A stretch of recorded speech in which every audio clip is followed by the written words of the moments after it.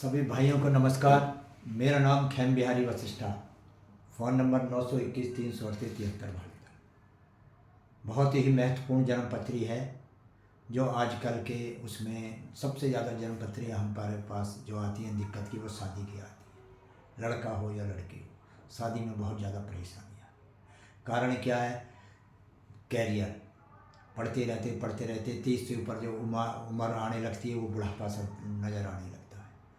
वो कहते हैं कि मेरे से ज़्यादा कमाने वाला मिले, लड़की कहती है मेरे से ज़्यादा कमाने वाला मिले, और ज़्यादा कमाने वाले फिर उन्हें पसंद नहीं करते। तो ये जन्मपत्री जो आई है, इसमें लड़के की उम्र 35 साल के आसपास हो रही है। पूरा घर परेशान है, किसी तरह इसकी शादी हो जाए, गरीब मिल जाए, कम पढ़ी लिखी मिल जाए, किसी तरह शादी हो जाए इसकी। सब परेशान है।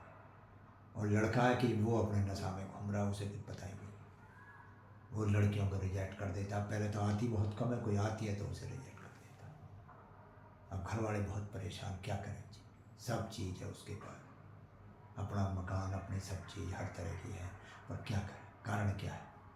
कारण ये है कि ये जो लड़का है, इसकी जो जन्मपत्री है, इस जन्मपत्री का जो स्वामी कौन है? सातवें भाव का।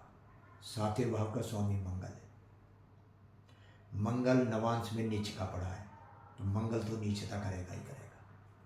जो शोर मचता मंगली के जी फलाना ढिमकाना है, वो तो है ही। और वैसे भी नवांश में नीच में मंगल पड़ा है, तो मंगल तो नीचता करेगा, शादी में दिक्कत आएगा।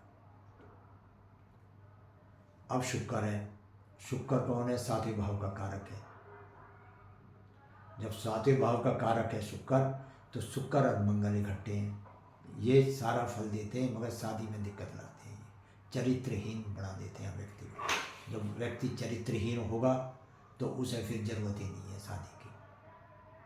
बाद में पछताते हैं, जब कोई ना इधर के रहते हैं ना उधर के रहते हैं। अब जो दृष्टि है, शनि बैठा है वक्री होके, वक्री में और ज़्यादा ताकत आ जाती है।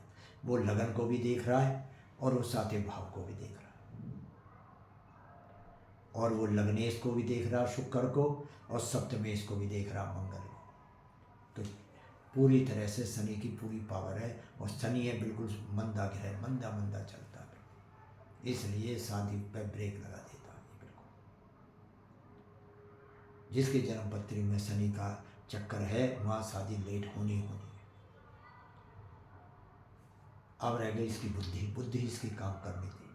सूर्य जो वर्गोत्तम है, नवांश में भी उसी राशि में, और लगन में भी उसी राशि में। तो सूर्य ठीक है, और इसने जो ना बुध को अस्त कर दिया, बुद्धि भी उसकी बेकार कर दी। ना उसकी बुद्धि काम कर रही है ना उसका वो लग्नेश काम कर रहा है, ना सप्तमेश काम कर रहा है, ना कारक काम कर रहा है, और दृष्टि भी खराब है। अब भावेश से देखते हैं तो दोनों भावों में अंक कम है, सातवें भाव में भी और पहले भाव में भी। उस दोनों पर शनि की दृष्टि है पापी की। तो भावेश से भी गया, अंक के हिसाब से भी गया,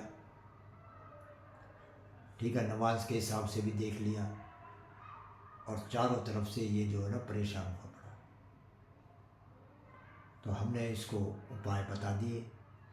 मैं इस साल में 10वें महीने से लेकर अगले 10वें महीने तक तेरा जो ना शादी हो सकती है। शर्त यह है कि भगवान की शरण में रह के, है ना, अहंकार को छोड़ के भगवान की शरण में रहे, और जो जो उपाय हम बता रहे हैं वो उपाय करे, तो तेरी शादी हो जाएगी, और नहीं तो नहीं होगी शादी।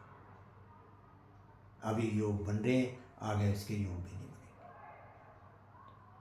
तो सभी भाइयों से ये अनुरोध है कि किसी की भी किसी प्रकार की भी समस्या हो, संतान की हो, गृहस्थ में हो, शादी की हो, रोग की हो, अल्पायु योग हो, या जो है कार्य क्षेत्र में कोई भी दिक्कत आती हो, बिजनेस में, नौकरी में, आय में कमी आ रही हो, करने वाला तो खेल भगवान है।